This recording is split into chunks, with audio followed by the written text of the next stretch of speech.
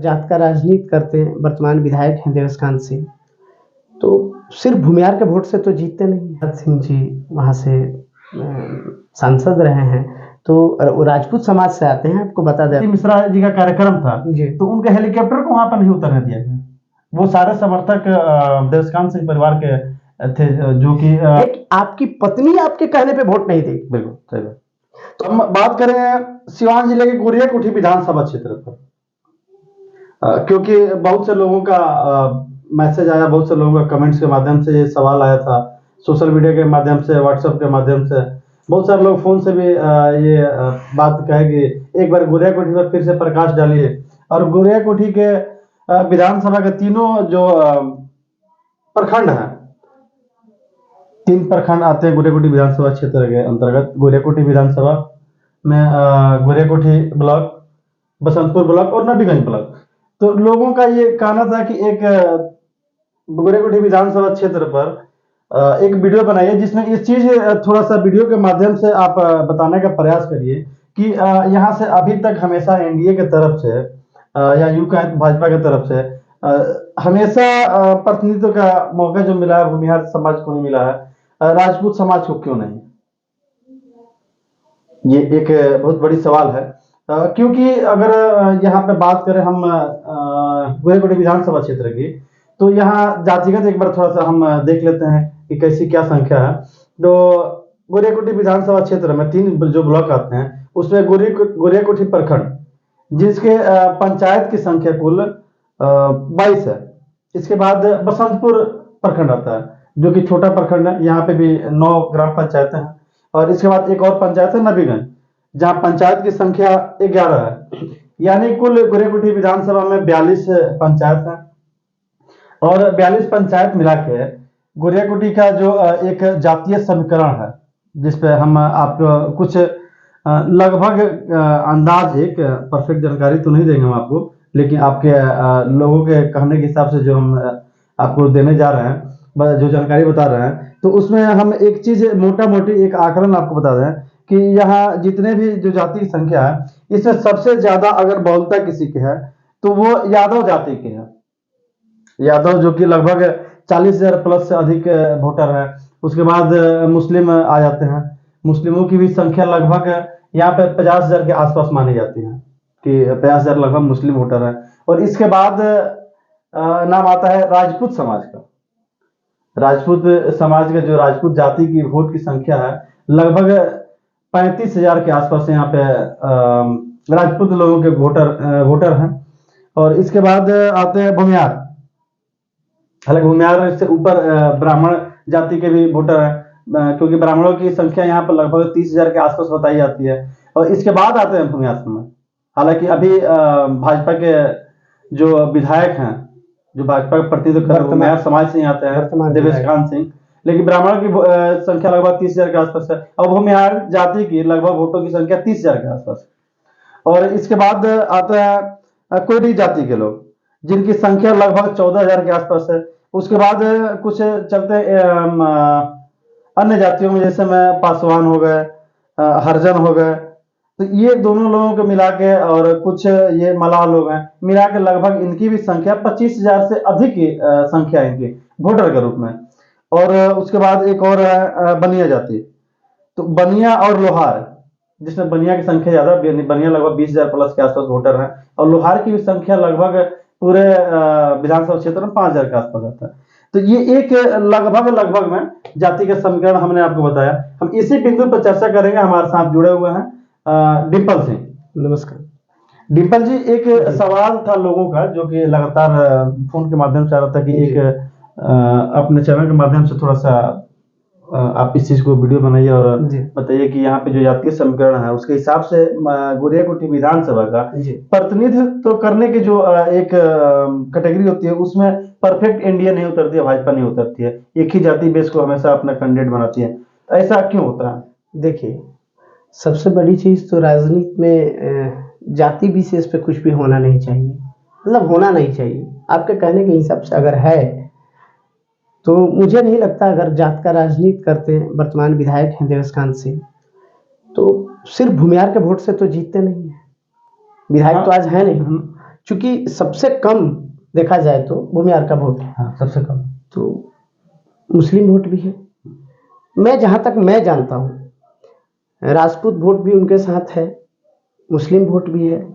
और अगर जमात की राजनीति नहीं करते तो आज विधायक नहीं होते, क्योंकि सबसे कम भूमिहार की संख्या होकर और वर्तमान विधायक है वहाँ, तो कहीं ना कहीं जनता में उनकी पकड़ है। जमात का राजनीति करते हैं, जात का राजनीति नहीं करते हैं। तो मेरी ये अपनी सोच है। तो कहने को किसी को कोई कुछ भी कह सकता है, वर्तमान विधायक हैं। अब वहाँ ऐसा कुछ लोगों को लगता है तो कुछ कहा नहीं जा सकता है। और इसके पहले आपको बता दें कि सतदेव सिंह जी वहाँ विधायक थे, इससे पहले शायद 2015 हाँ आरजेडी से थे शायद नहीं, उस समय। हाँ, आरजेडी और हाँ, जदयू का गठबंधन था। जदयू कैंडिडेट हाँ नहीं, जब जदयू। विधायक थे शायद वो आरजेडी उस समय थे, आरजेडी में थे। अच्छा। हाँ, बाद में जदयू में अभी आए हैं ना, थोड़े दिन पहले आए हैं। तो वहाँ क्षत्रिय समाज से हैं वो, भूमिहार तो है नहीं, तो वो रहे हैं, विधायक रहे हैं। तो ऐसा कोई ब्लेम करना कि भूमिहार समाज से, हाँ जब भाजपा का सीट होता है तो देवस्कांत सिंह चुनाव लड़ते हैं, तो भाजपा कहीं ना कहीं भरोसा जताती है उन पे। और देवस्कांत सिंह का मैंने सुना है कि अपने विधानसभा में, गोरियाकोटी विधानसभा में, जब वो विधायक नहीं थे या उनके पूर्वज जो भी थे, ब्लॉक थाना ऐसा बहुत सारा उन लोगों ने जमीन दान किया है या समाज सेवा करते हैं। तो मुझे लगता है कि ऐसा तो है नहीं कि उनके स्कूल में, उनके हॉस्पिटल में, ब्लॉक में सिर्फ भूमिहार ही जाते हैं या ब्राह्मण ही जाते हैं, राजपूत जाते हैं और जाति के लोग नहीं जाते हैं। तो मुझे लगता है कि जमात का राजनीति करते हैं इसलिए आज वर्तमान विधायक हैं, और जात का राजनीति करते तो नहीं रहते हैं। ये सवाल निकल के इसलिए आया है जी, क्योंकि जो अभी बिहार में राजनीतिक परिदृश्य है, जी, जो बिहार की अभी परिस्थिति है राजनीतिक पृष्ठभूमि वाला, जी, तो ये अभी राजनीति जो हो रहा है, जात की ही राजनीति हो रही है। तो कोई पार्टी हो, कोई नेता हो, जी, तो वो जमात की बात नहीं कर रहा नहीं। है। तो ऐसा क्योंकि देखे तो हमारा थोड़ा सा रोकूंगा आपको।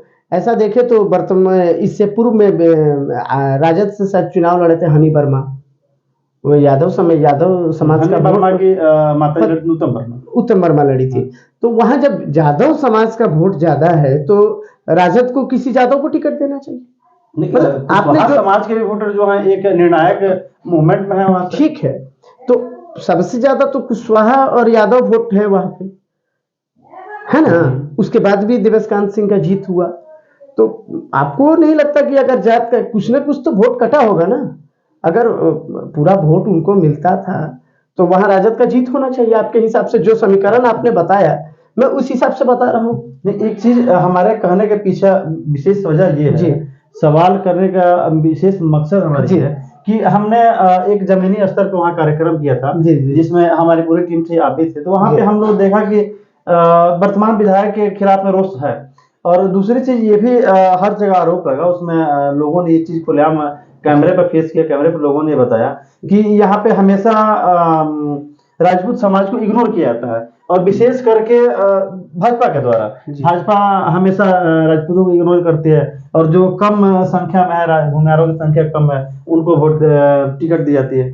और उन्हीं के कहने पर लोगों के ही बताने के हिसाब से हम लोगों ने एक सर्वे कराया, जब वहाँ पे अपनी टीम के माध्यम से देखा तो बहुत ऐसे 42 पंचायत है, जिसमें से लगभग 12 से 13 ऐसे पंचायत है जहाँ भूमिहार जाति कोई है ही नहीं, वोट ही नहीं है, कोई संख्या ही नहीं है। इसके बावजूद भी भूमिहार जाति का वहाँ प्रतिनिधित्व करना, और एक दूसरे समाज राजपूत समाज को इसके खिलाफ अभी नया ये लोग एक आवाज उठाना शुरू किया है। तो ये क्या कह रहा है, क्या नहीं? देखिए, हम माने तो वहां से अभी जदयू गठबंधन है, और रणधीर सिंह जी सांसद की दावेदारी रही है, सांसद वहाँ चुनाव लड़े हैं। हमारे श्री प्रभुनाथ सिंह जी वहाँ से सांसद रहे हैं। तो वो राजपूत समाज से आते हैं, आपको बता दें आपकी जानकारी के लिए। और तो कहीं ना कहीं क्षेत्र तो वही है ना, जो लोकसभा चुनाव लड़ते हैं तो उसी के अंतर्गत विधानसभा जो चुनाव लड़ते हैं देवस्कांत सिंह आता है। तो राजपूत समाज अगर लोकसभा में है तो उनके विधानसभा में अगर कोई भूमिहार चुनाव लड़ रहा है तो वो तो समीकरण तो सेम ही हो गया ना। तो गठबंधन और एनडीए का गठबंधन है, आप देख लीजिए, तो कहीं ना कहीं सपोर्ट तो करते होंगे, तभी तभी उनकी जीत होती है। नहीं तो अगर आपके समीकरण के हिसाब से अगर देखा जाए तो वहाँ किसी भूमिहार का अगर उस हिसाब से देखा जाए, जात का राजनीति करता है तो विधायक होना इम्पॉसिबल है, हो ही नहीं सकता है। विधायक होना वहाँ इम्पॉसिबल है, हो ही नहीं सकते हैं। अगर जात की राजनीति करते हैं तो, अगर जमात की राजनीति करते हैं तो फिर तो किसी भी जात से किसी भी धर्म से आप आते हैं। ऐसे नेता हैं जो जी। भाजपा के हैं, गोरेकुंडी विधानसभा से जी। हैं, और वो राजपूत समाज से आते हैं, जिनका नाम हम नहीं रखना चाहेंगे जी। क्योंकि वो सब एनडीए के पार्ट्स हैं, जी। एनडीए के सदस्य हैं, और एक अच्छा रसूख रखता है विधानसभा क्षेत्र जी। में अपना। तो उनका भी ये पर्दा के पीछे ये कहना है कि हम राजपूत समाज से हैं और हमारी प्रतिनिधित्व क्षमता जो है कम आंका जाता है यहाँ पे। नहीं देखिए, ऐसा कुछ नहीं है, पार्टी सर्वे करती है। अगर आप, हम एक बात कहते हैं कि अगर आप एग्जाम में बैठते हैं और आप सब कुछ, आपको कॉन्फिडेंस है कि हम सब कुछ सही लिखे हैं, तो आप बोर्ड को चैलेंज कर सकते हैं, आप बोर्ड को चैलेंज कर सकते हैं। बिल्कुल कर सकते हैं। ऐसा तो है नहीं कि भाजपा एक तरफा देवस्कांत सिंह को चुनाव लड़ाती है, या देवस्कांत सिंह बहुत बड़े बाहुबली हैं कि भाई हम नहीं लड़ेंगे तो कोई नहीं लड़ेगा।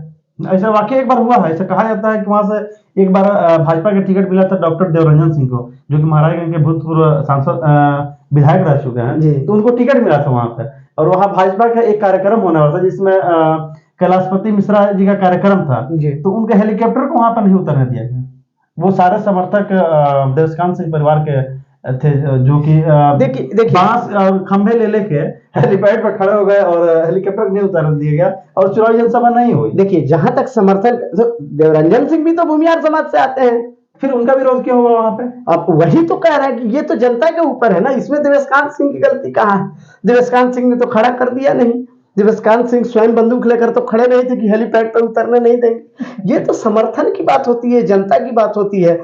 सत्यप्रकाश जी आपको एक चीज बता दें कि आपके समर्थन में कौन है, आपकी पब्लिसिटी कितनी है। जैसे आप देखिए यूट्यूबर मनीष कश्यप है, अब उनके समर्थक ज्यादा है, उनको स्वयं नहीं पता है कि उनकी पब्लिसिटी कितनी है, उनके समर्थक, उनके फैन फॉलोअर कितने हैं। एक समय हुआ करता था जब लालू जी के समर्थक फैन फ्लोइंग था, आज भी है, लालू प्रसाद जी का आज भी है फैन फ्लोइंग। अभी मुझे लगता है कि राजद में अभी उनसे ज्यादा किसी का नहीं है। युवा नेता है तेजस्वी यादव, उनका भी नहीं है।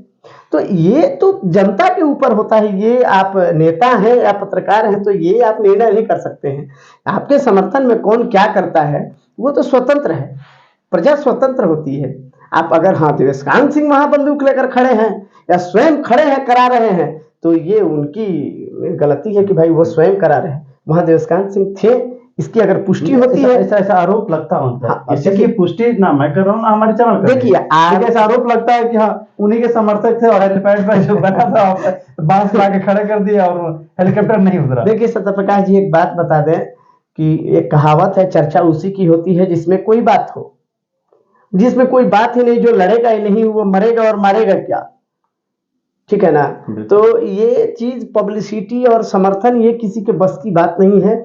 आप चाहे कुछ भी कर लो, जनता को कौन पसंद है क्या पसंद है, अभी तो देखिए माहौल ऐसा चल रहा है, अभी आप अपनी पत्नी का वोट नहीं बता सकते हैं कहां गिरेगा।